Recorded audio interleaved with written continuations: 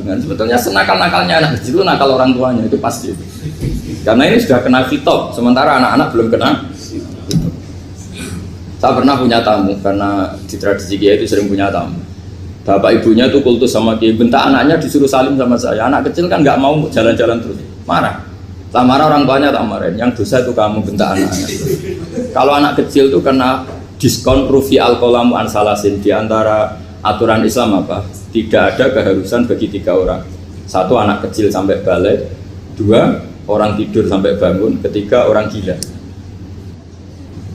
Misalnya ini ada di beberapa literatur fikih, di semua fikih, baik mazhab Syafi'i, Hanafi, Hambali, di semua kitab fikih. Misalnya ada orang mau masuk Islam, terus konsultasi sama ustadz atau sama kiai, Pak saya mau masuk Islam, kamu nggak boleh ngambil sikap monggo ngeteh dulu, itu tidak boleh. Atau apalagi diajak ngobrol dulu, karena 5 menit kita mempersilahkan ngopi dulu itu artinya dianggap kita membiarkan dia dalam keadaan kafir 5 menit dan kita dianggap ikut tanggung jawab. Sehingga di bab ada ulama yang ngebabkan itu sampai di bab murtad. Termasuk murtad adalah orang yang dimintai mensyahadatkan non muslim kemudian disuruh ngopi dulu atau ngeteh. Karena dianggap pembiaran sekian menit masih berstatus kafir. Jadi ibaratnya gini ya, kalau kita mungkin baru bapak-bapak baru pakai celana pendek terus ada orang kecelakaan di jalan, saya tak pakai baju dulu nanti baru kamu saya selamatkan. Itu kan naif. Kalau begitu saja naif, apalagi orang yang kafir kemudian pas mau minta disyahadatkan kita bilang monggo mandi-mandi dulu, ngeteh-ngeteh dulu. Berarti ada pembiaran sekian menit, dia masih berstatus. Artinya begini, kalau dia saat itu kok dimatikan oleh Israel berarti mati dalam status kafir dan kita ikut tanggung jawab karena harusnya bisa Islam andai kan kita mensyahadatkan saat itu juga. Jadi itu bab-bab yang dianggap ekstrim dalam kutubil fikih, bab-bab fikih. Makanya dalam kitab fikih saya berkali-kali ada non muslim mau bersyahadat ke saya, itu saya bilang ke santri-santri saya, saat itu juga harus kamu ajarin meskipun pakai bahasa Indonesia. Yang penting status kafirnya apa? Zina. Baru setelah itu ada hukum sosial ya, mungkin kita nawarin teh atau kopi atau apa. Makanya di sini dibabkan bab seseorang harus tergesa-gesa atau bercepat-cepat atau ngambil sikap bergegas untuk melakukan kebaikan. Terus ayat kedua yang dipakai Sayyidina bin Abi Salam itu begini. Ketika Allah mensifati orang munafik, status orang munafik itu apa? Wa idza qamu ila sholati qamu kusala. Mereka kalau dipanggil untuk sholat, ya berangkat tapi kusala cara malas-malasan. Sehingga untuk menunjukkan kita loyal sama Allah itu ya paling tidak ada sikap di atas rata-rata. Makanya ada sa'i ya, lari-lari kecil, tawaf juga disunatkan ada lari-lari kecil. Disebut ar-romal, romal itu lari-lari kecil untuk menunjukkan bahwa kita loyal sama Allah itu tidak sakobri cara Jawa. Nah itu dibabkan sendiri. Jadi beda antara tergesa-gesa sama ekspresi serius. Jadi musyawarah itu ya kira-kira kan nggak mungkin lah kita dipanggil rektor atau kiai atau orang tua kita terus jalan leha-leha itu kan nggak mungkin. Nah contoh yang diambil di sini begini. Ketika ada debat terbuka antara Fir'aun dan Musa, saya ulang lagi ya, ada debat terbuka antara Musa dan Fir'aun. Kan Nabi Musa datang ke Fir'aun. Lalu kata Fir'aun, ini asal-usul ayat ini saya terangkan sejarahnya. Kata Fir'aun, lalu kalau kamu tidak nuhankan saya, Tuhan kamu siapa? Terus kata Musa, Rabbus samawati wal ardi, yang nuhani langit dan bumi. Fir'aun masih berkelit. Kalau Tuhan di bumi, setahu saya kemana-mana yang dituhankan saya, kata Fir'aun. Ma'alim tulakum min ilahin wairi. Terus Nabi Musa masih ngendikan, ya sudah Tuhan yang nuhani langit. Terus Fir'aun manggil Haman. Haman itu arsitekturnya Fir'aun. Ya Haman ibnili sorhal ali abduhul asbab samawati fa'attaliya ila ilahi Musa. Haman bangunkan kami piramida yang tinggi. Saya ingin melihat Tuhannya Musa. Musa akhirnya mikir, karena kalaupun Fir'aun bisa naik ke langit tetap tidak bisa melihat Tuhan. Kita tahu Tuhan nggak bisa dilihat, kita yang mukmin aja tidak lihat, apalagi Fir'aun rivalnya kan. Akhirnya Musa ganti argumentasi, yaitu argumentasinya Musa, Rabbukum wa Rabbu abaikumul awwalin. Ini perlu diingat dan perlu saya sampaikan. Yang nuhani kamu dan yang menuhani leluhur kamu itu sangat memukul Fir'aun. Karena logikanya kalau Fir'aun itu Tuhan berarti babanya dulu tanpa Tuhan. Ini ada Tuhan terlambat. Jadi kalau Fir'aun Tuhan berarti mbahnya tanpa Tuhan, karena zaman era mbahnya belum ada Tuhan. Karena perdebatan itu banyak punggawa Fir'aun yang mukmin. Wah, ini Fir'aun nggak bener ini. Kalau dia Tuhan berarti babanya tanpa. Karena kalau iman itu akan diadili, akan dieksekusi, maka orang ini berstatus rajulun mu'minum min ali fir'auna yaktumu imanah. Maka di Quran diterangkan wa qala rajulun mu'minum min ali fir'auna yaktumu imanah. Ada seseorang yang iman tapi menyembunyikan iman. Lah orang ini selalu ikut rapat di rapat-rapat penting Fir'aun, termasuk rapat ketika Fir'aun dan para tentaranya memutuskan membunuh Musa. Karena dia ikut rapat dan eksekutornya besok disuruh nangkap Musa, orang ini malam itu juga nemuin Musa terus bilang innal mal ayat tabiru nabikal yaqtulu ka Musa. Rapat tadi malam memutuskan kamu besok dibunuh, maka kamu harus bergegas meninggalkan Mesir. Nah, dari kesimpulan itu, dari cerita itu kemudian diambil secara hukum fikih bahwa untuk menyelamatkan darah harus jasa, harus bergegas. Andai kan Musa itu kok sak kobre, sak sempate, maka keburu. Andai kan ini rojul ini tadi, orang tadi penasihat tadi, kok sak kobre ya, maka berarti Musa terlanjur tertang. Jadi itu pentingnya ulama ya. Jadi cerita yang linier, cerita yang seakan-akan cerita di tangan ulama tetap menjadi al-ahkam al-fiqhiyah, menjadi ketentuan-ketentuan apa? Fikih. Jadi yang diambil di sini adalah lelaki tadi yang ikut rapat tadi bergegas menemui Musa, memberitahu kalau kamu besok mau dieksekusi, fakhrus, maka kamu harus secepatnya keluar dari Mesir untuk menyelamatkan diri. Terus oleh Saizuddin bin Abi Salam dibabkan bab harus tergesa-gesa menyelamatkan darahnya orang apa? Islam. Jadi ini penting saya sampaikan. Jadi al-qasas ya, semua cerita di Quran itu tidak sebagai cerita, karena Quran tidak ingin melahirkan pendongeng, tapi harus menjadi ibrah, menjadi teladan. Jadi makanya terus di kitab-kitab ulumul Quran diterangkan al-qasas ya, beberapa cerita di Quran adalah semuanya menjadi ketentuan fikih. Saya ulang lagi ya, semua cerita yang ada di Quran itu menjadi ketentuan fikih, meskipun alurnya apa? Cerita. Kayak tadi kan alurnya cerita bahwa lelaki ini bergegas nemui Musa supaya Musa cepat keluar dari Mesir. Terus dibabkan babul musaroah ilan musifid. Saya teruskan ya. Wa kama laro'ai nama yaktulu musliman lau tabtu'u alaihi lakota lagu fal musaroah ila takrisihi min wajibatun idlaisal unatu mahmudatan fi kulli syai'in falaha mawatinu tuhmadu fiha wa mawatinu tudamu fiha wa kadzalika al musaroah wal lain wal dhulta wa ghairuhuma. Terus cara berpikir ulama, saya pernah baca dalam satu sejarah ulama besar namanya Sufyan Ats-Tsauri. Sufyan Ats-Tsauri itu menjadi wali itu gara-gara kalau sholat di masjid itu beliau datang sebelum adzan. Saya ulang lagi, beliau datang sebelum adzan. Ditanya, kenapa kalau kamu datang sebelum adzan? Saya ini gak ingin jadi hamba yang buruk.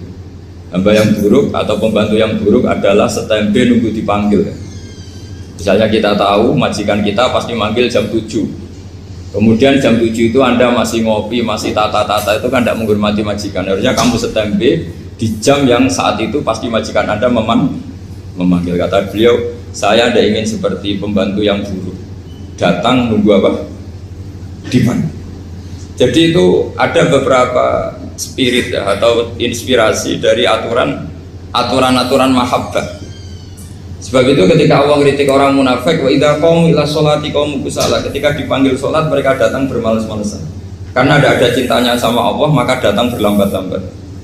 Nah, berarti kalau ekspresi cinta mengharuskan kita datang bercepat. Makanya dalam istilah lain di Quran ini termasuk balaghatul Quran. Di juz 25 itu istilah menuju Allah itu fafirru ilallah. Kita tahu firar itu maknanya lari apa jalan biasa?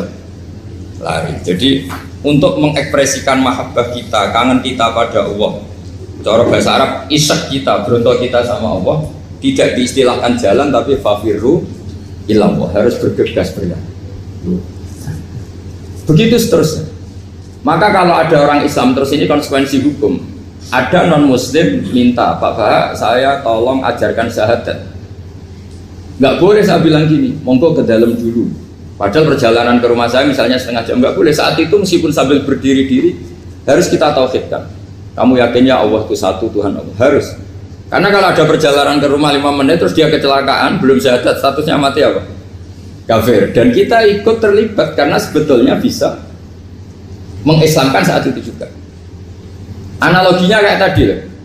Orang kecelakaan di jalan karena kita pakai celana pendek, contoh Syria dia saya tak pakai baju dulu.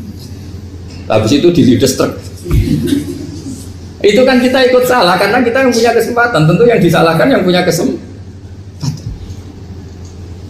Karena merubah status dari potensi kelides truk menjadi sama sekali gak potensi kelides truk dengan kita inggirkan meskipun kita dalam keadaan tidak ideal.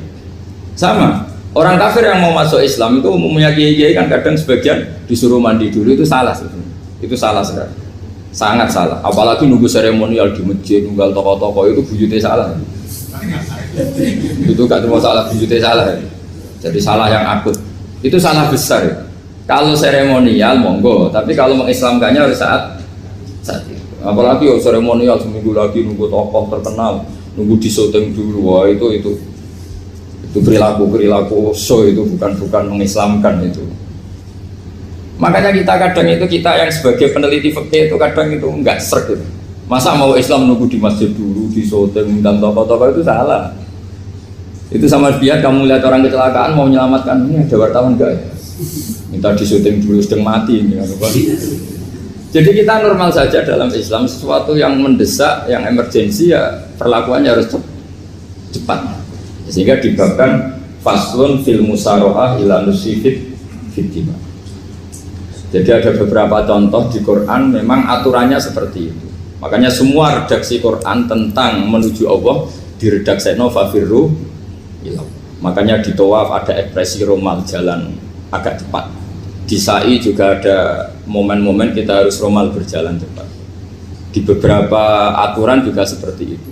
Ya saya ulang lagi, di beberapa aturan Islam juga seperti itu. Nah sekarang efek di hukum haji. Saya banyak baca literatur haji. Haji dalam aturan Islam itu wujuban tarofian, wajib yang tidak langsung mendesak. Kemudian semenjak ada fakta kita harus nunggu, daftar tunggu. Itu kita sebagai ahli fikih itu gampang. Misalnya gini, saya umur 20 punya uang, sekarang berapa daftar? 25 juta ya. Saya umur 20 punya uang 25 juta. Saya jomblo misalnya, ya butuh nikah, ya butuh macam-macam. Itu wajib daftar haji apa enggak? Karena kalaupun daftar nunggu 20 tahun. Nah sekarang kalau ada orang umur 50 tahun punya uang 25 juta, menurut Anda wajib daftar saat itu apa enggak? Wong daftar saja bisa game gitu. Dan kalau misalnya umur 50 ditambah 25 kan 75. Itu kalau orang sumpah sudah cepat mati itu. Maka itu menjadi pertanyaan, apakah fikih ini kita rubah? Karena dulu kan orang itu longgar semua. Karena haji zaman Nabi pun tidak langsung dilakukan saat pertama diwajibkannya haji. Jadi Nabi punya sisi unik. Pertama ada tahun diwajibkannya haji, Nabi tidak langsung haji. Sebab itu ulama berkesimpulan kalau wajibnya haji tidak langsung. Maka fikih itu memang unik. Sholat juga gitu. Ada istilah begini dalam sholat. Watajibu sholat ala kulli muslimin wujuban muwassa'an. Di semua kitab fikih takbirnya seperti itu redaksinya. Wajib sholat dilakukan orang Islam wujuban muwassa'an, wajib yang ada longgarnya. Sehingga ketika zuhur jam 12 WIB kita dengar azan, boleh sholat setengah 1, jam 1, setengah 2, jam 2. Karena memang wujuban muwassa'an, memang ada batas akhir waktu misalnya sampai setengah 3. Nah problemnya begini, misalnya setengah 1 Anda pasti dipanggil majikan kamu yang diharuskan melakukan satu aktivitas, misalnya Anda pilot, Yang nggak mungkin sholat lagi di kokpit. Apakah status wujuban wasaan wajib yang longgar menjadi hilang karena setelah itu tidak ada kesempatan lagi sholat? Apa tetap kita sebagai ahli Islam yang agak balelo tapi alim, misalnya ya sudah tetap jadi pilot, nanti kan ada aturannya sendiri, ada rukhsahnya sendiri, ada kemurahan sendiri, kita sudah jadi pilot, misalnya sholat tanpa harus menghadap kiblat, sholat yang tetap di perjalanan. Kira-kira Anda kalau jadi ahli fikih milih mana? Milih harus sholat di depan apa tetap memberi kelonggaran? Gak apa-apa sholat sambil apa? Nyuper ya, sambil pilotin apa pesawat. Anda pilih mana? Karena kalau konstitusi ilmu itu memang harus ada, dengan tanda kutip ya, memang harus ada nakalnya. Kalau nggak nakal malah gak sah. Memang unik ilmu itu. Karena ilmu itu kalau dipaksakan lurus terus, itu nanti malah bengkok karena menghilangkan rukhsahnya Allah, kemurahan Allah. Tapi kalau dipaksakan rukhsah terus, murah terus, nanti dianggap menyepelekan hukumnya Allah. Maka kita yang ahli fikih itu pusing. Misalnya saya sering ditanya, Gus saya ini supir bis, kan musafir terus, berarti saya boleh tidak puasa terus panjang Ramadan? Coba kalau ada jadi ahli fikih mesti bingung. Mau boleh, ya boleh terus supaya orang nggak peduli sama Ramadan. Mau mengatakan wajib puasa, kayak nggak peduli dengan kemurahan Allah yang membolehkan musafir tidak puasa. Coba loh, Anda jangan jadi ekstremis yang misalnya bantah tok, protes tok, ini kan. Jadi memang mengkaji ilmu itu. Ya makanya dengan tanda kutip itu harus ada nakal. Tapi nakal yang baik, bukan nakal. Nakal itu kalau bahasa Jawa itu kan tidak harus dosa. Seperti anak kecil, menek-menek itu, tuh bocah kok nakal. Padahal anak kecil menek itu haram dah. Enggak kan? Malah orang tuanya yang bentak itu yang haram. Yang nakal betul ya ibunya yang bentak cerewet itu, karena ibunya orang yang sudah mukallaf, sudah tua, salah langkah yaitu bentak. Kalau anaknya naik meja itu ya sebetulnya bahasanya tidak nakal, lucu.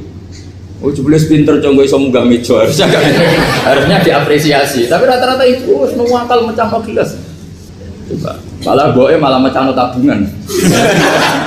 Bapaknya marah tukang nguras tabungan. Sebetulnya senakal-nakalnya anak kecil itu nakal orang tuanya, itu pasti. Karena ini sudah kena fitop, sementara anak-anak belum kena fitop. Saya pernah punya tamu, karena di tradisi Kiai itu sering punya tamu. Bapak ibunya itu kultus sama Kiai, bentak anaknya disuruh salim sama saya. Anak kecil kan nggak mau jalan-jalan terus, marah. Tak marah orang tuanya tak marahin. Yang dosa itu kamu bentak anaknya. Kalau anak kecil itu kena diskon rufi al-qalamu an salasin. Di antara aturan Islam apa? Tidak ada keharusan bagi 3 orang. 1 anak kecil sampai balik, 2 orang tidur sampai bangun, 3 orang gila. Artinya anak kamu itu tidak kena hitam untuk sopan sama saya. Kamu yang kena hitam baru sopan sama anak-anak kata. Dan ini ada Jawa itu kadang keliru. Jadi orang tua itu marah-marah memaksakan anaknya sopan. Padahal Allah memberi diskon anak kecil itu belum wajib sopan. Gak apa-apa ada tamu naik-naik asal masih anak kecil. Makanya Rasulullah ketika beliau sholat sujud itu Hasan Husain itu naik. Cara Jawa Nabi itu digawe tumpahan. Semua riwayat mengatakan Nabi itu diam saja, gak berani ngangkat. Sampai sahabat itu ada yang ngomong ini Nabi sujud lama sekali ada apa. Jadi kita punya riwayat itu ya baru kayak sahabat yang agak nakal. Semuanya itu sujud, tapi bareng di atas rata-rata ada sahabat yang belakang ngomong siapa tuh ini sujudnya kok lama. Barokahnya itu ditemukan riwayat. Oh, ono putune. Karena Hasan itu naik di atas punggungnya apa? Nabi. Itu andai kan tidak ada yang ngomong, riwayat ini tidak ditemukan. Barokahnya ada yang ngomong itu mungkin. Kalau sekarang mungkin semua masjid ngomong karena orang sekarang jarang yang khusyuk. Kalau dulu hanya satu yang di belakang. Setelah itu Nabi memberi penjelasan. Saya tadi sebetulnya harus mengakhiri sujud saya sesuai aturan umum, tapi ada cucu saya tak biarkan sampai dia puas naik punggung saya sehingga dia turun baru saya naik. Filosofinya apa? Begini, anak kecil 1 tidak kena hitop, 2 jangan sampai sholat itu jadi problem. Kalau Nabi nyentak Hasan membentak putu wono bae sholat kok diganggu, maka sholat menjadi trauma. Gara-gara sholat bahasa bentak saya, lama-lama anak ini trauma dengan sholat karena dianggap problem. Makanya saya termasuk kiai nggak berpendapat anak kecil nggak boleh di masjid. Sering kan anak kecil di masjid ayo khutbah rame, saya termasuk setuju tetap boleh. Kalau dibentak di masjid, maka dia trauma dengan masjid. Bangsa ke masjid dibentak. Lagi pula kadang-kadang orang tuh gaya-gayaan tok. Wah, rame orang khutbah, rame nih. Padahal kalau nggak diramein anak-anak malah dia tidur. Kita kan nggak bisa menjamin kalau perilaku kita lebih baik gitu. Mendingan kan anak-anak main di masjid timbang di karaoke kan. Jadi kan, lah ini maksudnya saya, ini fikih ya. Fikih itu wilayahnya, makanya jadi ahli fikih itu susah-susah gampang. Jenengan jangan hanya berpikir protes dengan ketentuan fikih, mengkaji yang sebanyak-banyaknya. Itu tadi. Misalnya Anda seorang supir permanen, supir bis terutama, kalau truk kan bisa leha-leha, kalau bis kan apa ada deadline-nya ya waktu, seperti bis jurusan Surabaya Semarang, saya kan sering naik bis jurusan Surabaya Semarang. Kadang-kadang supirnya melihat saya tanya, Gus saya ini supir, saya ini Ramadan itu gimana ini? Ya saya sudah ngerti setengah nakal, dan senengnya dijawab rasa poso ya saya tahu. Tapi masalahnya secara fikih kalau kamu mengharapkan kamu harus puasa terus, kamu melanggar konstitusi ilmu. Memang musafir punya diskon? Boleh? Tidak puasa. Pertanyaannya, bayarnya kapan? Wong Syawal ya nyupir lagi, Dzulqa'dah nyupir lagi, nanti sampai Ramadan ya. Nah terus, ya pas kamu cuti, biasanya cutinya pas sakit, boleh diskon lagi karena sakit. Coba. Nggak, andai kan Anda jadi ahli fikih milih zaman. Lo kalau orangnya soleh terus kayak ustadz-ustadz di sini kayak dosen UI kan, masa dosen UI Universitas Islam nggak Islami kan nggak mungkin. Mungkin memilih poso kan. Masalahnya ini kan hukum untuk orang kebanyakan, nggak boleh hukum mosok gak kuat. Sahur jam 3:30 ngombe vitamin pokoknya harus kuat. Itu udah hukum, itu saran. Hukum itu beda dengan saran. Hukum itu hanya berpijak musafir itu boleh store. Kalau saran memang boleh, ya usahakan kamu makan 3:30 pas fit, nyumpir. Terus kalau nyumpir selesai jam 10 nanti istirahat. Memangnya majikan bisa ngatur jamnya? Itu fikih. Maka menjadi perdebatan yang namanya pergi itu apa? Menurut Imam Syafi'i pergi itu ya dari rumahnya ke tempat yang asing yang tidak wilayahnya namanya pergi. Menurut Imam Ahmad bin Hanbal enggak. Pergi itu tidak kerja. Jadi orang yang supir yang seperti itu namanya tidak pergi tapi kerja. Tanyakan ke publik, misalnya jenengan ke UI, istri kamu atau suami kamu ditanya, istri kamu kemana? Kira-kira jawabnya bilang pergi jalan-jalan apa bilang kerja? Kerja. Makanya kata Imam Ahmad bin Hanbal, mudi musafar atau orang yang berprofesi, yang profesinya memang harus pergi, kayak traveling atau supir, maka itu namanya tidak pergi, namanya itu kerja. Karena apa? Sekali distatuskan pergi, maka ikut status yang dikatakan Allah dan Rasul, dapat diskon, boleh tidak puasa. Maka terus kita debat tentang definisi. Nah definisi ini penting, karena yang menjadikan hukum rubah itu definisi. Misalnya gini mbak ini ngaji saya, statusnya kalau pakai status saya ajnabi, orang lain bapak ajnabiyah, maka hukumnya saya melihat bapak ini haram karena statusnya ajnabi melihat ajnabiyah yang tidak mahram. Tapi kalau di fikih itu ada statusnya. Antara lelaki boleh muwajahah sama perempuan adalah satu untuk belajar, dua untuk muamalah, tiga untuk kesaksian, empat untuk pengobatan. Itu kan ada pengecualian. Sehingga statusnya sekarang Mbak itu belajar, apa ingin melihat Gus Bah atau Gus Bah itu mengajar atau ingin melihat itu statusnya bisa rubah. Makanya kalau sebetulnya kalau kita marung di warung misalnya Padang, kita nggak pilah-pilah, kebetulan pelayannya perempuan itu masih bisa dikilah secara fikih. Saya muamalah marung, cuma kebetulan penjaganya. Tapi masalahnya Pak ini punya daftar penjaga yang cantik, yang masalah. Maka pertanyaannya itu marung ke situ demi marung apa demi melihat? Tidak jawab saja. Demi marung apa demi melihat? Kalau demi marung supaya kenyang, penjaga yang sangar-sangar juga banyak. Akhirnya kalau demi makan, penjaga yang cowok kan banyak. Kalau demi melihat, berarti yang dihitung kan niatnya. Berarti karena muamalah apa karena melihat? Melihat. Itu status. Jadi makanya kalau mudi musafar itu namanya orang pergi atau orang kerja? Orang kerja.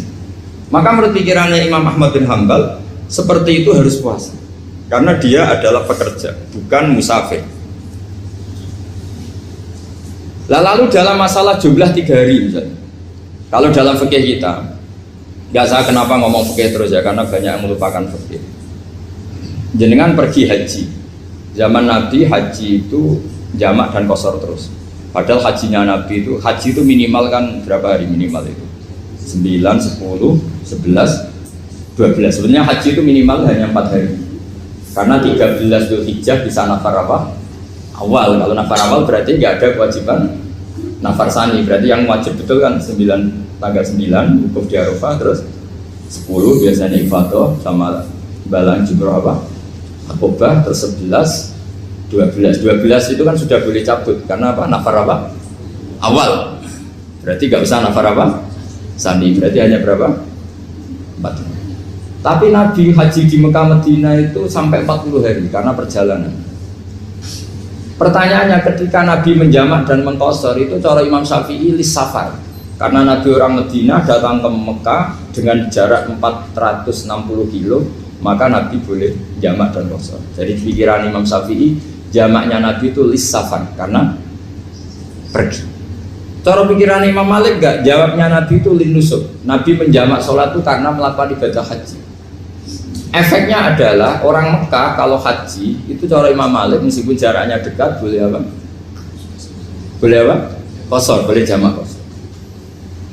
Lalu terus ada pertanyaan fikih lagi. Lalu jamak qasar itu karena pergi apa karena masyaqqah? Karena repot. Coba kalau sampean kira-kira jawab. Misalnya kita orang kaya bawa uang 1 miliar naiknya Alphard, ada supirnya, ada ajudannya, pergi di jarak 100 kilo. Masyaqqahnya kan tidak ada sama sekali, apalagi di tol kebetulan nggak macet. Kira-kira boleh jamak nggak? Boleh Gus karena pergi, tapi kan nggak ada repotnya sama sekali. Dibanding misalnya yang ngebis bawa beras 1 pintal gitu kan, udah gitu suruhan orang lagi kan pusing. Maka fikih ini untuk memberi hukum itu, kalau fikih itu menstatuskan dulu. Ini orang boleh jamak itu karena masyaqqah apa karena safar. Lalu kalau setelah karena safar itu karena jaraknya apa tingkat masyaqqahnya. Kalau karena jaraknya ya tidak juga. Tidak juga gini maksudnya. Mungkin Anda tidak pernah terpikir begini. Kalau saya mau ke Jakarta, kemudian sampai Purworejo itu sudah waktu zuhur. Saya boleh nggak zuhur di situ sama saya? Boleh kan? Padahal perjalanan saya belum capek. Artinya nunggu boleh jamak itu setelah kita menempuh jarak itu apa menuju, sedang menuju dan niat. Sedang menuju dan niat. Misalnya saya mau ke Jakarta, saya orang Sleman mau ke Jakarta, itu sampai mana itu Magelang itu sudah boleh jamak kan? Boleh nggak? Boleh karena saya mau ke. Nah pertanyaan secara fikih mungkin ada tidak terlintas. Ternyata ditelepon sama istrinya nggak jadi pergi. Padahal sholatnya kadung di jamak duhur dan asar. Apakah setelah di rumah sholat lagi? Teman nggak pernah mikir gitu. Jadi orang fikih itu sudah pusing, makanya jangan diprotes terus. Kita ini sudah pusing, tapi orang itu enak aja protes terus. Nggak perlu jenengan nanti wajib sholat lagi enggak? Dia bolehnya jamak kan berdasar berstatus musafir. Ternyata setelah Magelang ditelepon istrinya nggak jadi. Dia kadang sholat duhur dan asar. Setelah pulang masih jam 1. Terus ada asar, wah ban sholat terus. Kalau ada sholat lagi apa ada? Jangan saran. Kalau saran, wah sebaiknya sholat lagi. Itu tidak hukum, itu saran itu namanya. Saran dengan hukum beda. Sholat lagi pada no, ketika ada jaga itu berdasar malas atau berdasar hukum? Apa? Nah kalau Anda sholat lagi, pertanyaannya gini, Allah itu tidak punya tradisi mewajibkan 2 kali. Pertanyaan fikihnya mesti gitu. Dan saat Anda di Magelang menjamak itu melakukan sesuatu yang disahkan oleh agama. Berarti pas Anda jamak duhur asar, sesuatu pas melakukan itu kan berstatus sah dan boleh. Meskipun setelah itu ada masalah, istri kamu nelpon terus pulang. Tapi pas itu kan sudah dinyatakan oleh malaikat sah, Anda sudah duhur dan asar. Kalau melihat itu tidak wajib mengulang. Tapi bisa saja malaikat ada yang usil. Itu sah karena Anda berstatus musafir. Berhubung status Anda hilang, maka poin Anda sudah sholat juga hilang. Kamu milih fikih yang mana? Jadi peneliti fikih itu beda dengan orang-orang yang dengarin protes. Beda karena nengkuni itu beda karena ada konsekuensinya. Makanya fikih itu sampai saya punya kitab fikih itu dikarang satu orang itu jumlahnya 20 jilid, per jilid itu segini. Jadi satu meja ini dikarang satu orang. Itu mulai yang presisi, yang detail sampai yang khayal. Yang khayal juga ada. Yang khayal itu tadi beliau banyak menghayalkan gini, suatu saat Anda datang ke Mekah itu hanya butuh waktu 20 menit. Zaman itu belum ada pesawat. Lalu boleh gak jamak? Boleh gak nakal? Nakal itu begini. Sama orang kaya punya jet pribadi, misalnya ada Ronaldo masuk Islam, orang kaya. Itu bisa gak puasa? Karena begini. Misalnya dia orang, contohnya orang Arab ya. Orang Arab, jangan orang. Gak, contohnya itu dibalik saja. Di sini itu kalau imsak jam berapa tuh? Imsak Ramadan jam berapa? 3:30 aja biar aman ya. Kalau 3:30 kan masih imsak. Dia terbang ke Mekah. Jadi orang sini puasa jam 5 kan mulai puasa, dia terbang ke Mekah kan masih malam. Makan terus dia. Mekah mau ada matahari terbang lagi ke barat. Karena dia menghindari berstatus puasa. Atau sebaliknya, dia orang Mekah jam 12 puasa, 12 siang puasa. Dia, wah kalau 6 jam lagi buka, bisa barabe saya. Terbang ke Indonesia.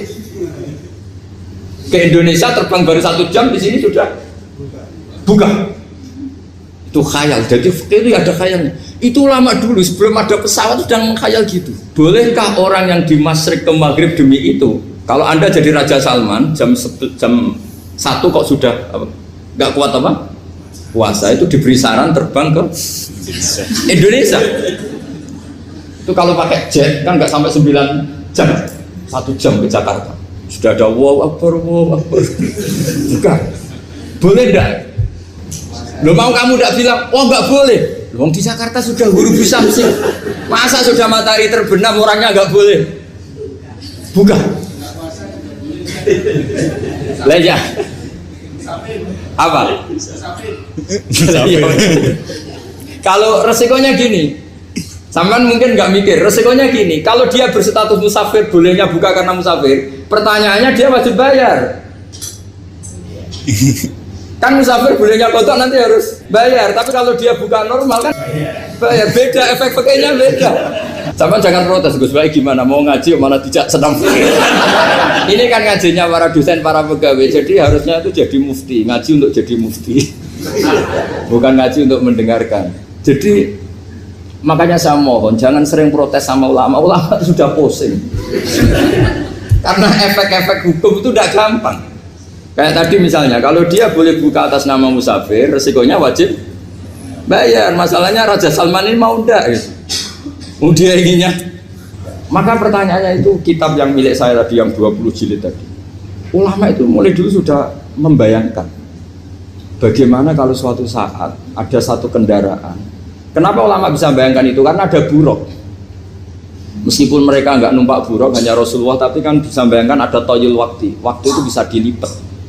Karena ulama dulu ahli astronomi, jadi bumi itu bulatnya gini, muternya gini. Berarti suatu saat ada satu ilmu di mana orang ngambil satu posisi terus melewati toyul waktu, ngalami lintasan waktu. Mulai dulu itu sudah dibicarakan. Pertanyaannya lalu status orang ini kayak apa? Misalnya tadi orang Mekah ingin cepat buka terbang ke Indonesia. Orang Indonesia menghindari imsak, misalnya 3:30, dia belum sahur. Wah kalau saya di Indonesia ini sifatnya sahur. Wah saya tak terbang ke Mekah. Enak kan terbang di Mekah ternyata masih jam 8. Wah bisa makan sepuasnya jam 8 malam, maksudnya jam 20. Kan enak juga. Bar wareg balik ke Indonesia wis jam 1 siang. Jam 1 siang kalau ingin cepat buka terbang ke timur. Langsung buka. Berarti dia kira-kira puasa aja 3 jam. Tapi terus ya mungkin kalau sampean tahu kok gue sudah repot-repot ngono tinggal turu delok sinetron kok buka dhewe.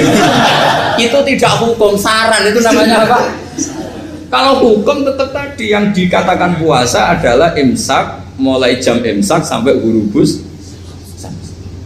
Lalu pertanyaannya lagi, huruf samsi sampai imsa itu konversi jam apa nyata-nyata huruf samsi? Kalau yang diliwati khatul istiwa itu nyata, fi'lan, kalau dalam bahasa Arab fi'lan awaqiyah. Tapi kalau Anda orang kutub, saya sering kirim-kiriman surat sama mufti-mufti yang ada di Timur Tengah, di Eropa, konsultasi maksudnya. Orang kutub itu kan tidak ada matahari, tidak ada apa-apa. Jika kalau Anda baca kitab di kutub, mesti Gus Bak ajaran pembohong. Misalnya orang kutub ngaji saya, kamu harus subuh sebelum matahari terbit. Sekali matahari terbit, waktunya hilang. Duhur setelah matahari agak ke barat. Asar kalau matahari terbenam, hilang waktunya. Terus mereka mesti bilang, mataharinya di mana? Maka pertanyaannya, boleh gak mengkonversi waktu untuk orang kutub? Jadi misalnya pola umum subuh jam 4:30, berarti antara subuh dan qadha itu 1 jam setengah. Subuh sama duhur polanya berapa berarti? Kalau 4:30 sampai jam 12 itu 6 sama 7:30. Berarti ya kira-kira habis subuh nunggu 7 jam setengah baru duhur, nunggu 3 jam baru asar, nunggu 3 jam baru maghrib. Berarti waktu puasa kira-kira antara jam 4 sampai jam 6. Berarti berapa jam itu? 12 sama 2 14 jam. Oke, berarti orang kutub harus puasa 14 jam, tidak bergantung waktu mata. Tapi ada lagi pertanyaan lucunya gini, lalu 14 jam Gus itu dimulai dari mana? Apa asal 14 jam? Apa harus ada konsensus setarnya? Masih ada PR lagi. Menurut kamu gimana? Ada konsensus setarnya dimulai jam 4 dini hari. Apa asal jumlahnya? Imsak 14 jam. Mikir lagi kan? Itu di Denmark itu ada satu musim di mana siang terus sampai sekian bulan. Siang terus sampai orang sana itu capek. Kenapa ada siang terus? Logikanya kan tadi bumi itu bulat-bulat. Saya juga belajar falak, astronomi. Kalau tepaan kamu di sisi yang barat agak utara atau agak selatan, matahari ini nyentron terus.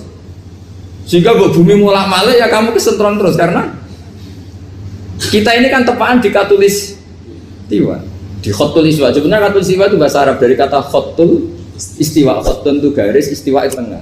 Islam itu oleh Allah memang dipilih di tempat paling top yaitu Mekah. Mekah Ka'bah itu suratul ardi. Jadi sebelum ditemukan ilmu astronomi itu Nabi sudah ngendikan Al-Ka'bah suratul ardi. Ka'bah itu pusarnya bumi. Sehingga di Ka'bah itu satu-satunya area yang terbebas dari medan magnetis. Karena dari utara dan selatan benar-benar di tengah. Maka potensi jam paling akurat di dunia itu ya hanya jam yang di Mekah itu. Karena apapun akuratnya teknologi di Amerika atau Jerman, karena jam itu dari logam tetap ketarik medan magnetis, entah berapa 00, tetap kena. Misalnya jam di Jerman lebih dekat mana kalau Jerman? Mesti ketarik medan magnetis, entah berapa kadarnya, karena materi jam dari logam. Sementara di Mekah karena di tengah itu terbebas dari medan magnetis. Nah, sehingga yang segaris dengan Mekah kayak Indonesia itu semuanya khatul istiwa. Nah kalau khatul istiwa normal itu artinya ya 12 siang secara umum ya 12. Sehingga ulama Indonesia kalau ngaji itu lebih gampang, lebih tidak dianggap bohong. Karena ya ada terbitnya matahari, ada zawalus syamsi, ada hurubus syamsi. Coba kalau kitab itu Anda baca di kutub utara sama kutub selatan, murid kamu bingung semua. Ini gimana Ustadz, tidak ada matahari kok semuanya diukur pakai matahari. Lalu pertanyaannya dikonversi kan? Pertanyaannya kalau dikonversi pakai apa tuh? Asal 14 jam apa harus sepakat dimulai jam berapa? Milih mana? Milih sepakat. Pertanyaannya kalau sepakat, ukurannya siapa yang jadi ahlul halli wal aqdi?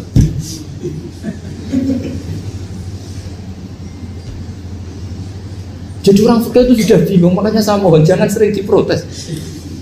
Saya pernah ketemu ulama, saya kan sering ikut komunitas di New York, itu andekan di Bur, itu pas persis Ka'bah.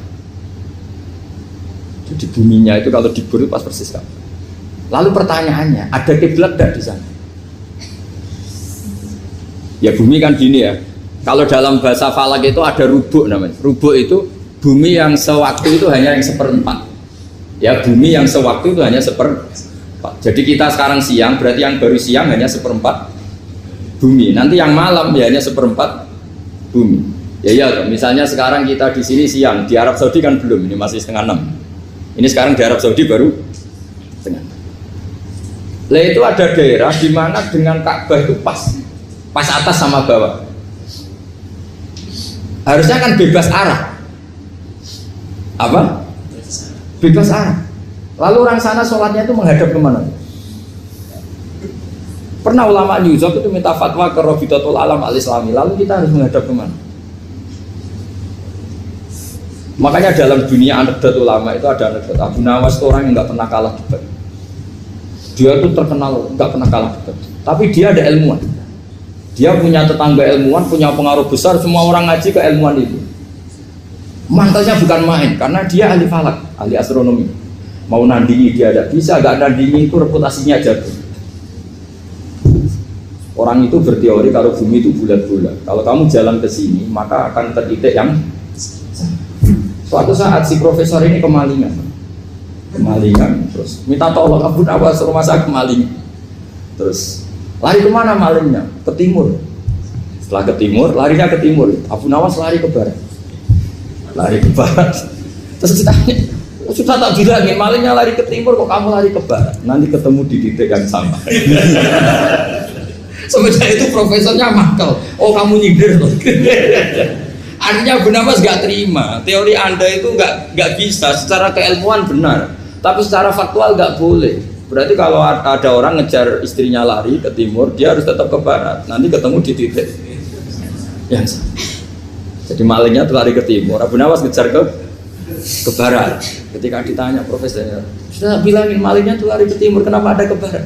Kataan kan nanti ketemu di titik yang sama karena bumi bulat-bulat. Nah pertanyaannya gini, lalu kalau yang segaris itu ada arah enggak? Kayak New York tadi. Menurut kamu tetap berkiblat apa enggak usah? Loh kalau yang rubuk jelas.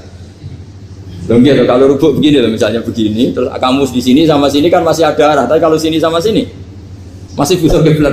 Sama enggak usah protes, orang fikih sudah pusing, enggak usah diprotes. Karena yang dipikir itu macam-macam. Nah ya makanya ini mengkaji ya, saya mohon ya kayak tadi ini mengkaji, saya mohon saya cukupkan sekian. Sementing apa ya, kita ada respeknya lah sama ulama. Jadi ulama itu susah, mikirnya susah, harus tanggung jawab di depan Allah, di dunia diprotes terus. Ini mungkin yang bawa kitab ikutnya halaman 293 ya. Itu yang mungkin nanti bisa dikopi sama yang nggak punya tag. Yang nggak punya tag mengkopi sama yang punya. Di sini diantaranya itu ada bab faslun fi dzikri rajul manaqiba nafsi. Bab seseorang boleh menyebut kelebihannya sendiri. Asal niatnya tidak riya. Di sini dicontohkan, tadi Bapak siapa namanya? Samsul. Pak Samsul ya. Di sini diceritakan ketika mau masa paceklik, saya ulang lagi masa paceklik, itu Nabi Yusuf karena merasa amanah dan merasa punya kemampuan mengelola ketahanan pangan, beliau bilang ke rajanya, qala ja'alni ala khazainil ardi inni hafizun alim. Raja, jadikan kami pengatur ketahanan pangan karena ini hafizun alimnya dan saya terpercaya. Hanya Nabi Yusuf seorang nabi tentu panutan, beliau menonjolkan kemampuannya itu boleh asal untuk kemaslahatan. Misalnya ada orang Islam sakit atau kiai sakit, dengan dokter bilang saja saya dokter, biar saya yang tangani. Itu boleh karena motivasi Anda dalam menyelamatkan Pak Kiai tadi atau orang yang sakit, bukan motivasi Anda adalah hadun nafsi, sebenarnya kalau dalam bahasa keinginan apa? Pribadi. Jadi itu boleh.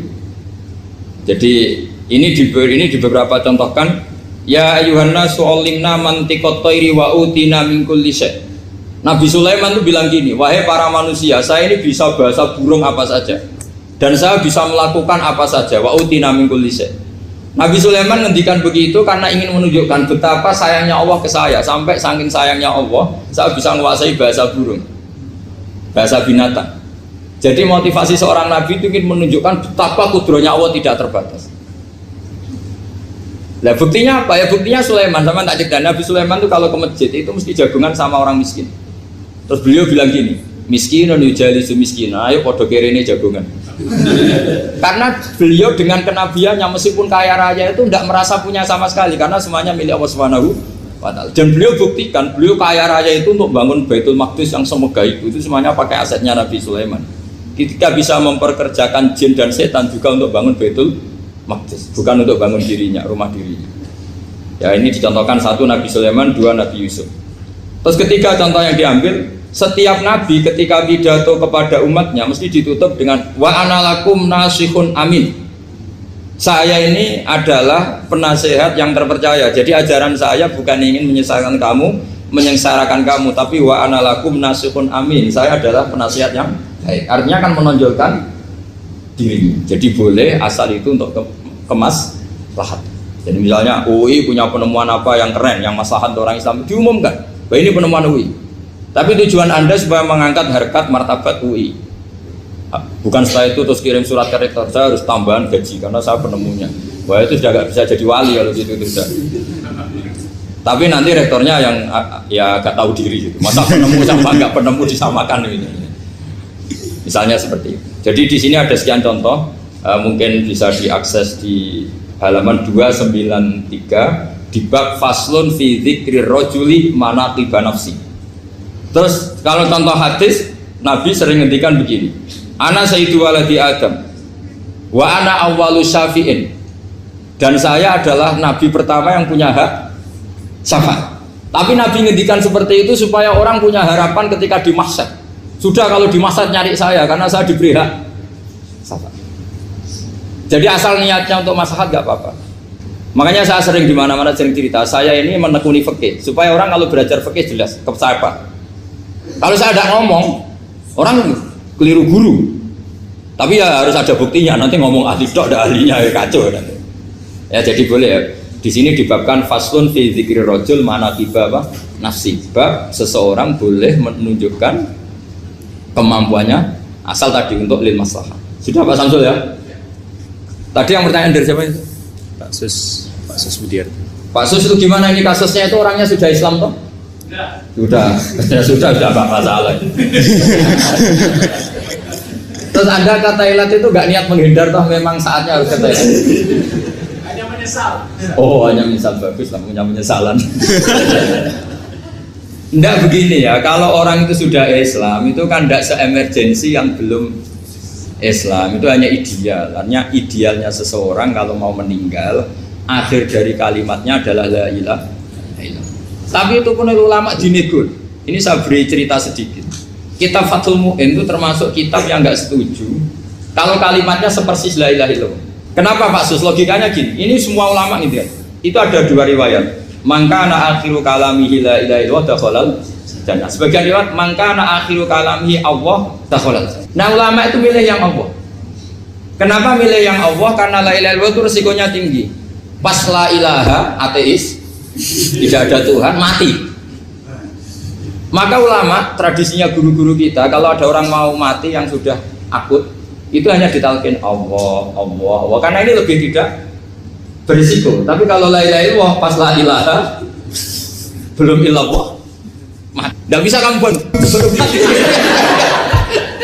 Ayo teruskan dulu, baru mati ini gimana? Belum illallah kok sudah. Jadi makanya terus di situ diterangkan lagi begini. Setelah orang itu melafadzkan la ilaha illallah, kan orang mau mati itu kan macam-macam ya. Ada yang sudah akut, ada yang masih sehat. Kalau masih sehat sebaiknya la ilaha illallah. Tapi kalau sudah akut hanya dilatih apa? Allah. Terus saran kedua oleh kitab Fathul Mu'in diterangkan sebaiknya jangan ngomong lagi. Karena Nabi ngendikan akhir. Akhir itu harus itu menjadi kalimat. Jadi misalnya setelah kamu talqin la ilaha illallah, kamu tanya, Pak sertifikatnya di mana? Akhirnya bapaknya jawab di lemari. Pas melamari mati. Berarti akhir kalimatnya lemari. Makanya kita juga harus memperjuangkan supaya itu benar-benar akhirnya. Jika nanti dikenang di akhirat, ini orang luar biasa mengakhiri dunia dengan kalimat la ilaha illallah. Tapi nanti kalau ini orang luar biasa mengakhirinya dengan lemari. Apalagi tanyanya gini, Pak tabungannya di bank apa? Muni bisik. Berarti terakhir bilang apa? Bisik. Jadi itu ada aturannya. Jadi kalau nalkin orang sudah melafalkan kalimat tauhid, jangan dijak ngomong. Karena kalau diajak ngomong lagi terus mati, yaitu kalimat terakhirnya. Terakhir diceritani bapak pas sepuh-sepuh. Pas APK Budut. Bapak APK Budut sik guyon wae. Nggih guyon tenanan. Ya terakhir dawuh ora usah sukses, aku husnul khotimah, ora usah sukses. Ya perkara niki guyon. Enak malah mati jare ra ndi urusan jare. Sebar. Ape maksiat yo ora iso, ape taat wis ra dikon salat, penak. Ate wong nak mati kan maksiat wis ra iso, wis ora dikon salat, penak lah. Dadi itu nganggo. Ya kan wis ra kon salat kan penak kan. Ape maksiat wis ra iso. Ya wis karek kegiatan. Pilihannya kan kemungkinannya ambek mungkar nangkir apa ambek malaikat Ridwan kan. Nah, silakan Anda bersekutu ambek sapa kan. Tapi nak makom-makom Sayyidina Ali, makom-makom niku mboten kena hisab. Terus niku mun dawuhe pangeran ulama itu nanti enggak kena hisab. Bukan karena enggak kena dosa mboten, karena unsur dia jadi saksi lebih kuat ketimbang unsur dia sebagai hamba Allah. Kula balen malih. Para nabi, para ulama, para wali itu nanti terlalu kuat menjadi dia syahid, unsur jadi saksi ketimbang dia sebagai manusia. Kula baleni malih. Misalnya begini ya. Kalau sampean syahadat kan muni asyhadu. Asyhadu artinya apa? Saya bersaksi. Lah ulama yang lama berpikir wanane ning donya mau nyekseni Allah. Misalnya nak SBY guyu, wajar guyu dadi presiden duwe akeh. Kaya Ruhin ra duwe kok iso guyu. Berarti apik tenan pangeran. Wong sugih iso guyu. Misale ra wong ayu anake akeh wajar anake akeh. Kok elek ya kok anake akeh. Kok bojone ya kok gelem misale terus akhire eling Allah jane kekuasaane Allah. Lah wong ayu diperkosa. Ya bareng delok ning Afrika, Miss Universe Afrika diperkosa lho. Kok ono wong ngono sing merkosa dari renge. Duja ku anane-anane to. Cara perasaan wong Indonesia delok wong paling ayu ning Afrika kudu guyu. Wakil Miss Universe kok putih Afrika. Ben ayune nang ndi? Wis mau anane nyekseni to. Lah nanti orang-orang alim yang lama hidupnya untuk nyekseni Allah iku ora dikei hisab. Bukan karena ndak punya dosa, dia lebih kuat sisi sebagai apa? Saksi. Lha iku sing disebut wa yaqulul asyhad haula illadzina kadzabu ala rabbihim. Sing Kanjeng Nabi nate mau terus nangis itu fa kaifa idza ji'na min kulli ummatin bi syahidi wa ji'na bika ala haula'i syahida yauma idzi yawaddul ladzina kafaru wa asaw rasula law tusawwa bihimul ard wa la yaktumuna wa haditha. Terus dimben nak ning mahsyar hen tak warai desain kiamat nak ning ora-ora mahsyar iku wong kabeh dihisab kecuali nabi sama wali-wali. Kenapa wali-wali ini tidak? Sebetulnya dia punya salah. Tapi saurip-uripe lebih banyak bersaksi. Jadi malaikat tapi ngisab yo bingung. Misalnya dekne maksiat yo, Gusti pancen kula manusa ini dalam tu nafsi salah kula ge kathah mek jenengan sepuro. Engko misalnya dekne taat yo ora ujub. Alhamdulillah alladzi hadana li hadza wa kunna linahtadiya laula. Kan malaikat bingung ngadepi ngene kan bingung. Pas taat ora ujub mau muni alhamdulillah alladzi hadana li hadza. Gusti barokah jenengan kula dadi apik, muga ora ono hidayah jenengan. Ranape. Enggak pas ini salah langsung Robi ini dalam tu nafsi. Jadi enggak ada alasan untuk dihisab. Karena dekne uripe dintekno nyekseni kekuasaane Allah mbek rahmate. Lah niku jenengan panitia kiamat. Dadi saksi. Bareng dadi saksi terus niki gambarane teng kitab-kitab mboten gawean kula. Terus wali-wali yang wali-wali biasa yang enggak alim, yang wali-wali kebanyakan ndak alim ini. Kon mlebu swarga, udkhul masuk swarga. Lah pas ulama itu dindek mbek pangeran, kif. Kamu harus berhenti. Kenapa ya Allah? Kamu punya hak syafaat sama siapa saja yang mencintai Anda. Terus penyafaati. Aku ora ditanglet lan ajengan Gus. Aku wedi ra iso bali mlebu ae. Malah ora dalan. Ya nak rugen parek golane gampang. Lah nak adoh ampun ngoten lho Gus, ora ngono daripada resiko.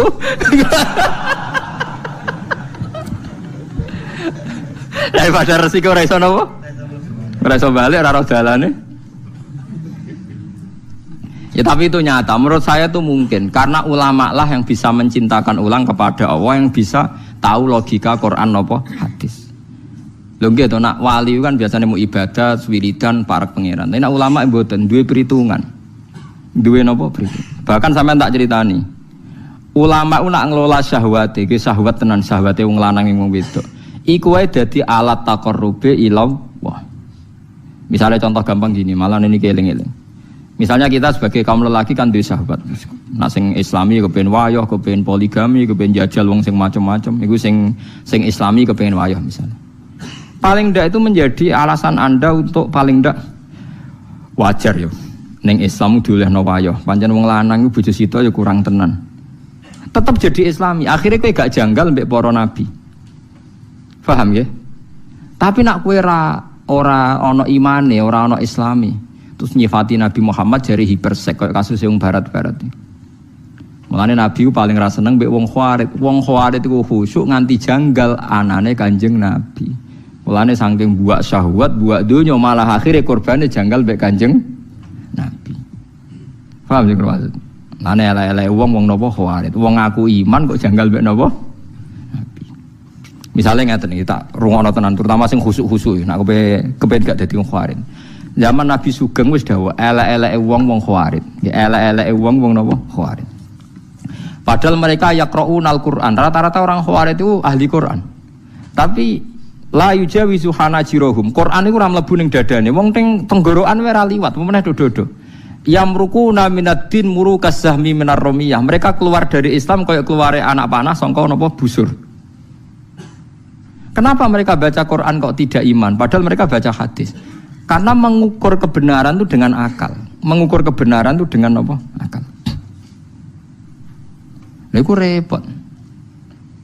Misalnya yang kasus nyata sing mboten kira-kira sing kula nate roh dhewe teng hadis sahih. Nabi ketika perang Hunain, ya perang Nawa Hunain itu untuk ghanimah banyak. Ghanimah banyak itu yang baru Islam 1 bulan, setengah bulan, bahkan ada yang Islam 2 hari, bahkan ada yang Islam belum sholat. Mergo Islam saat itu juga. Dikei wedhus ana sing 100, ana sing 200. Orang-orang Ansor yang rumat Nabi zaman diusir dari Mekah. Paham ya sing itu gak dikei apa-apa be Nabi. Orang Ansor karena imannya kuat tidak protes.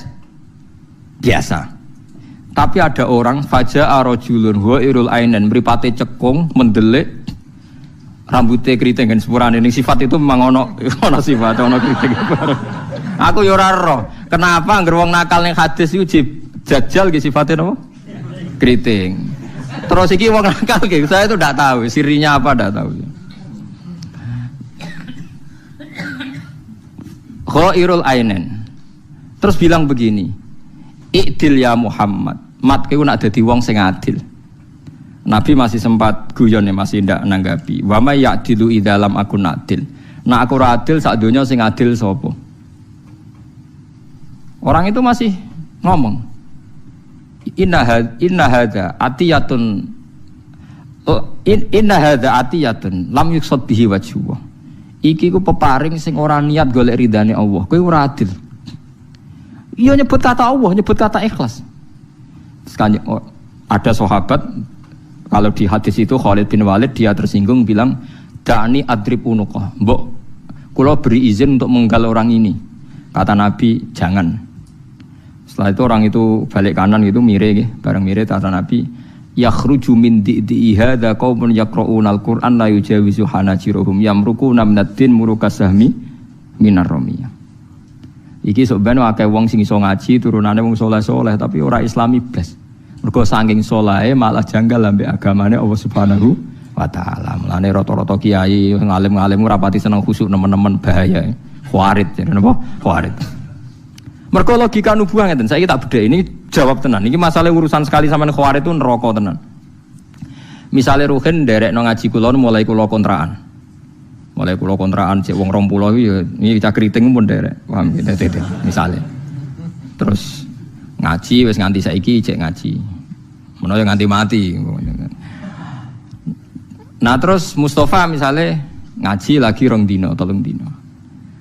Oh, Nabi itu kadang pakai logika nubuwah. Nak sing imane wis suwi berarti loyale krana iman, ra perlu diservis duniawi. Tapi nak sing imane anyaran perlu diservis duniawi. Sehingga Nabi ngendikan iki tak kei ata'allafuhum alal Islam. Ben dekne melihat Nabi Islam itu baik mergo lumo. Tapi nak imane wong Ansor sing wis kawak-kawak iku imane wis mantep. Dadi ora perlu diservis. Itu logika napa? Logika napa? Nubuwah. Logika napa? Nubuwah. Tapi logikane tiyang wau sing ghairul ainen wau sing tiyang khawarit gak ngono. Angger sing suwi kudu entuk akeh. Lha iki gobloke khawarit, goblok-blok ora ro agama blas.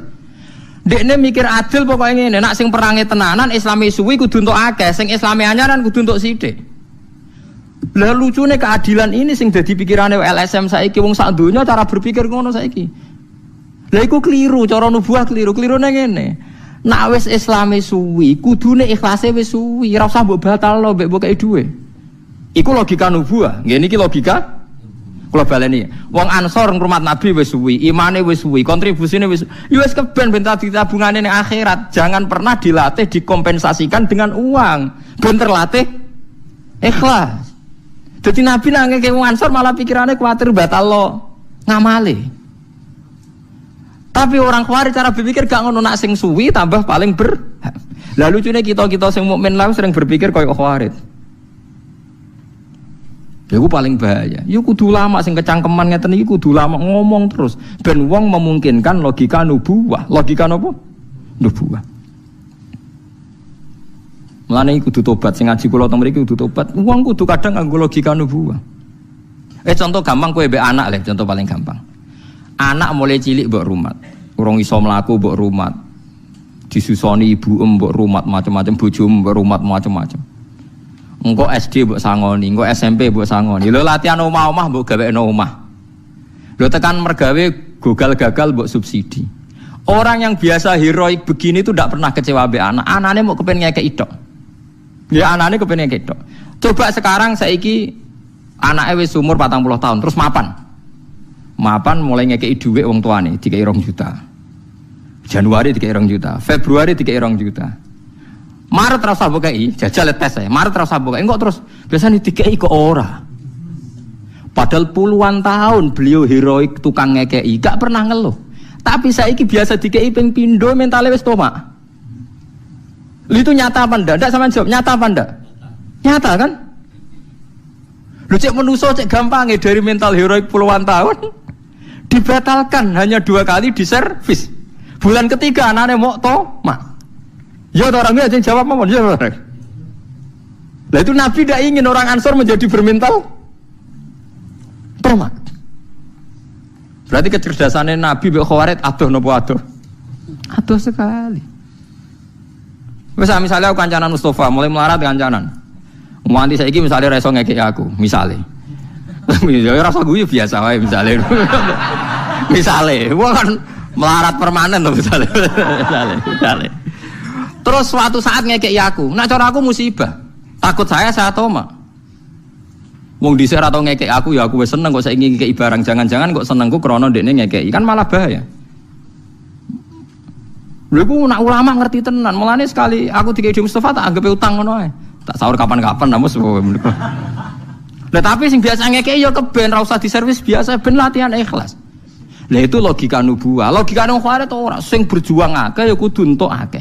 Lho berarti berlatih nglatih wong Islam berkompensasi mbek materi. Wong jare jihad temlei kalimatillah saiki latihan mbok kompensasi. Waktu gale wong tuwa biasa ngrumat anak pertama ikhlas piye meneh anak. Bareng wis tuwa kulino di servis. Ambek wong tua kok ngono, padahal genane tak kei terus kok saiki lali. Lho zaman rung dikei malah orang ngono cara berpikir.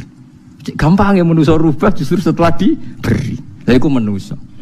Wa kanal insanu zaluman jahula. Cek goblok. Lah mesti nek esuk nikmat ku tambah apik iki ora tambah elek. Kowe tahu belajar ilmu ngono. Lha iku bedane ulama mbek ora paham.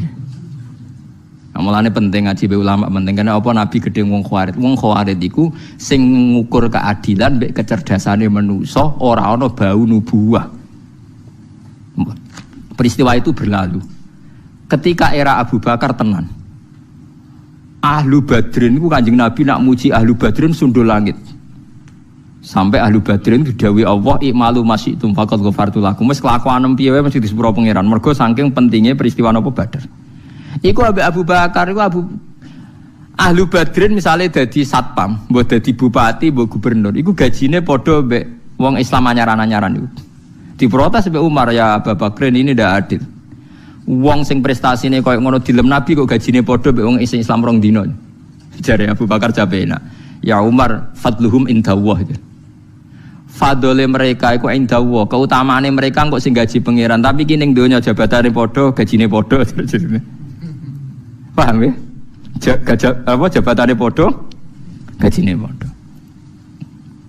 Mulane kula suwun sing ngrasa alim niku nggih nganggep iki ning donya. Mulane kula niku alhamdulillah boten nate bakas jenengan hormat kula napa boten, nyervis kula napa boten nate terlintas teng ati kula. Nek pancen aku ngalim tenan, lanang tenan ya fadli indallah, engko gajaranku ning pangeran. Paham ya? Fa ajruhu 'ala Allah. In ajriya illa 'ala Allah. Nang Yasin apa illa 'alal ladzi fatarani. Ya sudah, dunia aku selit. Apa ge selilit mawon. Lah soal kadang, tapi kadang wong alim untuk salam template 1 juta, lah tukul lah untuk salam template juta bolak-balik. Paham ya? Lho nek soal kadang untuk salam template akeh ora wong alim tok, lah tukul lah untuk salam template. Pirang-pirang artis-artis untuk salam. Tapi anggap sepele, jangan pernah semua yang kita dapatkan dikompensasikan dengan dunia. Ya. Kalau baleni malih iku Kanjeng Nabi. Jadi Kanjeng Nabi ora kepengin wong Ansor sing lama heroik menjadi tomak karena diservis Kanjeng Nabi. Mun anjenan buktekno njing ben nak pun dadi ro rasane dadi wong tuwa. Sampeyan duwe anak mbok rumat nganti umur 40 tahun, mergawe mbok modal lho bareng wis mapan mulai ngekeki kowe. Januari mbok 1 juta, Februari 1 juta, Maret aja kei. Engko wong tua mak terus. Lali aku saiki katut bojone. Lu zaman dekne nyubsidi kira tau ngeluh padahal kelangan duit. Lu iki sekedar gak dikei kan gak ono sing kalong kan? Lu sekedar gak diberi kan gak ada yang kalong kan? Kok wis protes padahal zaman kalong duit. Gak protes iku menungso. Sifat heroik itu mudah batal nak dilatih tomak. Paham mulane sampean kudu ngaji, iku pentingnya ngaji. Ben sampean ora duwe logika khawarit, gak di logika apa? Wong Kanjeng Nabi ngomong ikdil ya Muhammad, mat kowe sing adil. Nabi cek sempat guyon. Nah aku adil ning donya sing adil sapa? Ya ya mat wong sakmono iki perange luwih suwi imane ora mbok kae, iku sing Islam anyaran mbok kae. Nabi ya sempat ngendikan itu tadi. Aku percaya mbek imane wong Ansor. Ada uhum ila imanihim. Mulane ra usah tak kae, tapi nak iki wong-wong Islam anyaran ata'allafuhum alal Islam. Mulane terus ning zakat dilebokno wal muallafati. Lah nek nganggo logika ngono lah wong tukang masak rantuk akeh. Kula nu duwe guru, duwe bapak. Mbah mun nek dituamu yo dihormat tenanan. Bapak nek ditamu dihormat tenanan. Lah nek logika ngono, kok enak tamu ora melok masak, melok mangan, ajur kabeh. Lho nggih to kalau pakai logika khawarit kan? Paham ya? Lho iya to, saiki sing paling kangelan masak cah dalem apa tamu wis jawab ae. Cah dalem, sing kangelan nganti bludhu sapa? Tamu lagi teko karek mangan. Kok gak melok ngresiki pisan. Lah kan kula khawatir to kurang ajar kowe ora melok masak, ora melok ngresiki. Ya ora edan kabeh to. Lah kira-kira nak khawatir urip logikane ngono iku. Paham ya? Lah sesuk bojo mbok kumpuli ra gelem, ora melok dayu malah ngrusak. Repot malah aku. Ora melok gawe luluran, ora melok apa, melok napa? Ngrusak. Malah repot. Paham ya eling-eling ya. Dadi pentingnya ngaji ngoten. Dadi lama kenapa wali-wali songo itu kayak begitu? Iku logika nubuwah. Lah saiki wong-wong Islam piyambak katut LSM, nganggo logika khawarij. Logika khawarij ngoten niku, misale wong wis tau presiden niku sawangane kudu presiden. Nah, cara kula malah tak walik. Justru saya anake presiden niku ora usah ambisi dadi presiden, wis tau nek mati. Lah sekarang misalnya ya, orang yang sempat jabat presiden sama-sama pahlawan. Kan wis enak, sararane presiden tetep enak lah, jabat nang istana difasilitasi negara. Tapi yang lawan Belanda, Jepang, yang terus mati, ra sempat jadi presiden, itu ora tau untung. Kudune anake luwih berhak. Nah, tapi kan nak muni berhak yo keliru. Wong sing ngene iku ora bapakmu tok. Pirang. Tapi luwih keliru sing wis anake presiden terus ngrasa berhak dadi presiden mergo bapake Kudune kan bapake wis entuk, anake ra usah kan kudune ngono. Lah logika itu sama-sama mungkin. Sing presiden anake presiden ae mergo sing wis bapake presiden dadi pengalaman. Tapi logika juga bisa dibalik. Yang ndak anaknya presiden gentenan. Paham ya? Kalau pakai logika kan bisa diwalik-walik kan? Tapi kalau pakai nubuah ndak begitu. Sing paling maslahat kanggo langsungi agamane Allah endi? Lah iku nubuah. Jadi pikiran tadi ditinggalkan semua di sing paling maslahat li ilahi kalimatillah. Ya ternyata tadi Nabi di perhitungan wong Ansaru biasa heroik, biasa pahlawan. Ora usah dibatalno dadi mental toma. Mulane wong Ansor gak dikei. Paham ya wong Ansor mboten napa? Dikei. Lha iku paling angel ning gone hukum Islam. Karena kita ngelola santrilah sing ijek kaya Khawarij ya pirang-pirang. Tapi orang anti Khawarij sing kafir guys. Ya Khawarij sing ngoten niku wae sing ya sing sedengan dah, sing sedengan sing angel tapi angel. Wa yujiru kulman te sapa biadi kang iku ning tangane man malakutu kulisen utawi kerajaane saben-saben siji meku kusen wa ta uta ta'lul balagati koran balago. Wa teman yujiru iku nyelametna sapa man wala yujaru lan ora perlu diselametna sapa ali ngatasé man. Maknane yahmi tegese ingkang jaga sapa wa lan ora perlu den jaga sapa ali ngatasé Allah. Ing kuntum lamun ana sira kabeh tak lamun ngerti sira kabeh saya kulo napa saya kulo nalillah. Saya kulo napa kang ucap sapa kabeh Allahu ta iku Allah. Nak lillahi uta iku kabeh lillah. Wa fi qiraatin lillah bilamil jarin. Maksudnya sing ngangge qiraah sab'ah niku namung sing kedua terakhir nggih. Saya kulo nalillah. Kalau saya kulo nalillah mboten sing awal napa kullimanil ardu wa man fiha ing kuntum ta'lamun. Saya kulo napa lillah. Nah niku semua sab'ah baca lillah, tapi yang kedua terakhir nggih. Yang kedua napa? Terakhir fil maudi ini niku wonten sing saya kuluna wahu ana sing ya saya kuluna napa lillah. Dadi sab'ahnya hanya yang di dua terakhir. Nadzaron krana ningali ilanu anan maring satemene makna iku man wong lahu kang tetep kediman mau te perkara dikira kang disebut apa makul ngucap sira Muhammad fa annatus harun fa namko hale kaya apa tusaruna den sihir sira kabeh tuhdauna tegese den bodoni sira kabeh wa tusrafuna lan den inggono sira kabeh anil haqi sanging hak rupane ibadatillah nyembah Allah te wa halusinallah kaifa hale kaya apa tu khayalutin khayalna lakum gati sira kabeh apa annahu sak temene ibadah utawa nyembah ning Allah iku batilun iku dadi barang batil. Bal atainahum balena kana ingsun ing wong akeh bil haqi lan barang hak bisit ki tegese barang hak. Wa inahum lan tak temne wong akeh ulaka dipuna tine negara kabeh fi nafsihi ing dalam nafekno ning Allah taala. Fi nafsihi ing dalam nafekno ning Allah taala. Di kula suwun nggih jenengan ngaji kula niati ngangge logika nubuwah. Mriki kula mboten sombong niki kita hadis bi nikmah. Kula maos hadis niku kathah sanget. Kula nu maca hadis kathah ora kok gagah-gagahan ben diarani alim mboten. Kula ndek kepentingan ben lebih sering ngerti logika nubuwah nggih, ben lebih sering ngerti logika napa? Nubuwah. Karena otak kita ini tercampuri mbek yang sering kita lihat. Tapi nek sering maca hadis terus ribuan kan sesuai ngerti, terpola dengan logika napa? Logika napa? Nubuwah. Misalnya ngaten contoh gampang ya, ini yang tidak kita duga. Kanjeng Nabi itu ya manusia nggih, butuh makan. Pas badhe mucal teng masjid Nabi itu didhawuhi Aisyah bahwa masih ada sampil kambing untuk Nabi. Walhasil pas Nabi ngaji itu ada orang miskin minta terus sama Aisyah dikasihkan. Ya spontan. Terus biasa lomo. Ketika Nabi kondur tanya, "Ya Aisyah, saya katanya mau kamu kasih makan." Terjawab Aisyah, "Wah itu ya Rasulullah sudah habis tadi tak kasihkan orang miskin." Mestinya dugaan awal kita kan cara kita Khawarij. Bojo mbek wong liya mbok dhisikno wong liya ngono. Cara kita napa? Bojo mbek wong liya mbok dhisikno wong liya. Abot bojo abot wong liya. Khawarij itu napa? Tapi Nabi oleh ngendikan malah lucu, oleh ngendikan nubuwah tenan. Ya Aisyah kamu salah. Sing mbok kayakno sing ijek abadi mergo dicatet ning langit. Iku sing ijazah.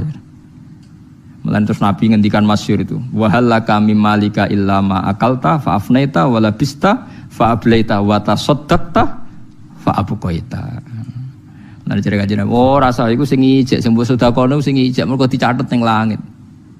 Akhire ulama terlatih. Mulane ulama ku nak sekali sedekah niate ku nabung malah mergo sing ijek ya iku. Sing ning omahmu iku malah ra mesti ilawah. Tapi nak sing mbok kayakno wong sedekahne iku sing ijek. Mergo dicatet Allah. Wa ma tuqaddimu li anfusikum min khairin apa tajiduhu indahu. Lha iku nubuwah. Cara nganggo Khawarij, wong liya mbek bojo kok didhisikno wong liya kowe bojo apa?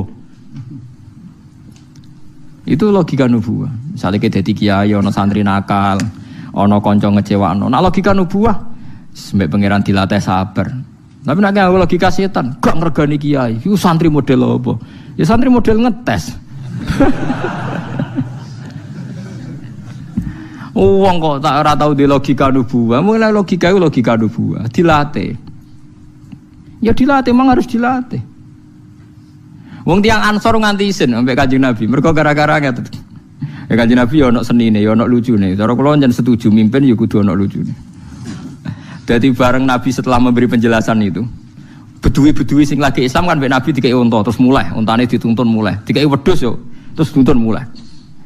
Barang wis bar wedhuse kabeh sudah mulai kabeh wong Ansor jek mbek Nabi. Terus Nabi gawe dawuh, kula jek apal tek hadise. Ini riwayat yang di Musnad Ahmad. Amatardona ya maksarul Ansor. Ayarji annasu bisyati wal ba'ir wa tarjiuna antum bi Rasulillah. Delok le, wong-wong padahal aku jek ono. Lha aku lho Rasulullah Muhammad jek ono. Tak kei wedhus do mulai, tak kei unta mulai. Delok le, anggere entuk unta entuk wedhus nabine ditinggal. Lah kowe sok ben mulai mbek aku. Mulai mbek aku mbek wedhus. Wah, Ansor wong yo milih mbek jenengan ya wis akhire Nabi mulai bareng wong napa? Ansor.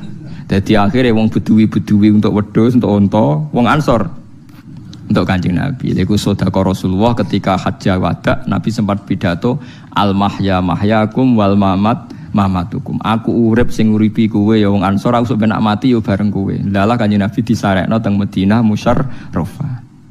Ora disarekno ning Mekah. Mergo wong Mekah ku bedua. Untuk wedhus ya mulai, untuk unta mulai. Nabi di baroe ngaji-ngaji sik to apa iku ora langsung mulai berarti wedhus.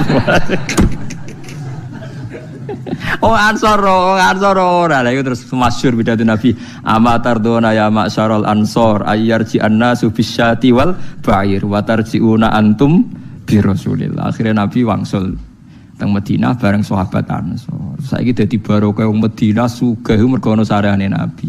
Cara ora ana sareane Nabi Madinah iku tutup. Mergo ora ana ibadah haji sing terkait tanah Madinah. Semua ibadah haji rak seputar napa? Berarti wedhus mbek Kanjeng Nabi barokah awet ndi? Nah, iku logika nubuwah. Padahal orang Ansor sempat terprovokasi logika Khawarij, tapi mereka cepat sadar. Ya mereka cepat napa? Sadar. Dadi kula suwun jenengan dengan saya dengan jenengan kudu di logika napa? Nubuwah. Misale disalami templek santri sanggep bae santri latihan sedekah muga-muga barokah. Nah ana sing ra salam templek sanggep bae kiyaine latihan sabar ya barokah, padha barokah. Nak cara kula nggo ngringakno hisab padha enake. Artinya nak untuk salam templek kang ngringakno hisab ra diamuk bojo anak, mergo kiyaine iso urip, paham ya? Dadi iku yo ngringakno napa hisab. Lah ya misale kiai ra untuk salam templek blas terus anak bojone kelaparan kan ditakoki pangeran. Paham? Gara-gara kiai iki kalau anak bojo kelaparan kan yo repot. Tapi nak kabeh wong salam templek engko yo dihisab pangeran mbok gopo wae gitu. Artinya sing alami tadi sedengan pas pokoknya sedengan mun bener kabeh. Soale anggere nganggo logika nubuwah kabeh napa bener. Iku logika nubuwah.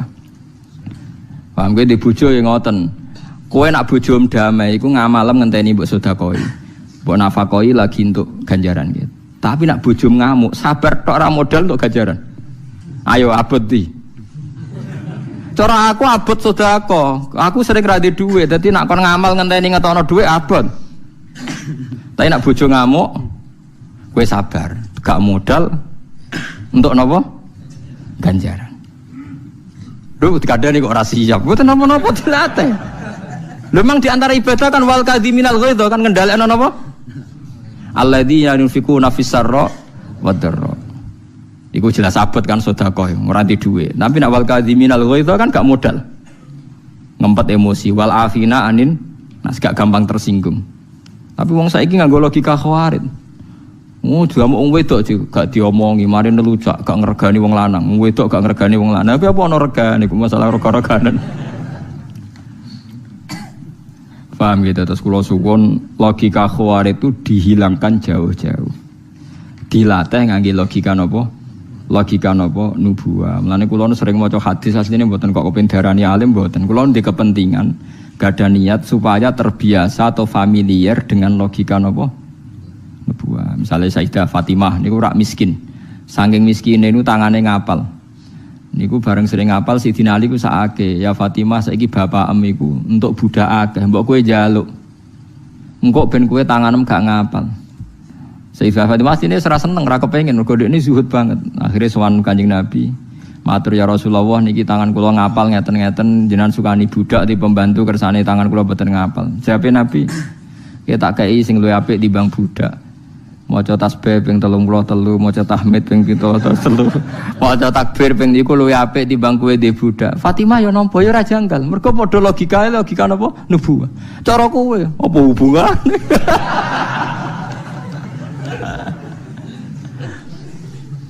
Urip. Apa? Dadi wong tapi harus dilatih, cocok ra cocok dilatih. Nggih cocok ra cocok napa? Cocok ra cocok napa? Dilatih. Sesuai kulino. Kados kula niku sesuai kulino. Iku logika napa? Logika napa? Nubuwah. Dadi wau kados wau ketika bojomu dhuwit dikekno wong utawi daging dikekno wong, jawabe Kanjeng Nabi napa? Iku kliru sana mbok arani ilang. Mergo sebab sedekahno iku sing napa? Abadi. Kalau waca ana hadis e wa halaka mimmalika illa ma akalta fa'afnaita. Sing diarani rezekimu ya mbok pangan terus entek. Lah sing mbok tinggal diwaris anak. Lah anak gak wong liya lah mantu. Anak pegatan. Ora ana sing roh, tapi nek sing mbok pangan dadi rezekimu. Klambi mbok nggo nganti rusak. Wa tasaddaqta fa'abqaita. Utawa sing mbok sedekahno lha iku abadi dicatet Allah Subhanahu wa ta'ala. Berarti saiki nek kowe sedekah iku duwe ilang apa sing duwe ijek? Duwe ijek. Dadi dilatih. Lah nek kowe darani sedekah terus duwe ku ora entek, khawarit berarti mergo gak ora logika nubuah tapi logika napa? Waduh. Assalamualaikum warahmatullahi wabarakatuh.